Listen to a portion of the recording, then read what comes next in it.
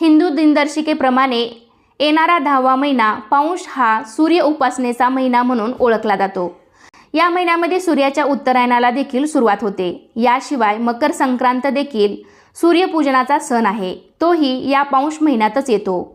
ग्रहांचा राजा सूर्य, ज्याच्यामुळे आपल्याला दररोजचा नवीन दिवस पाहायला मिळतो। पिता कश्यप आणि माता आदिती यांचे पुत्र असणारे सूर्यदेव हे आकाशगंगेतील सर्वात तेजस्वी तारा आहेत। त्यांच्याप्रमाणेच अलौकिक तेज आपल्याला प्राप्त व्हावं, आपला भाग्योदय व्हावा, सौभाग्य प्राप्ती व्हावी, संतान प्राप्ती व्हावी, उत्तम आरोग्य लाभावं आणि आपल्यामध्ये आत्मविश्वास जागृत व्हावा, यासाठी या महिन्यामध्ये प्रत्येक रविवारी सूर्यनारायणाचे व्रत केले जाते।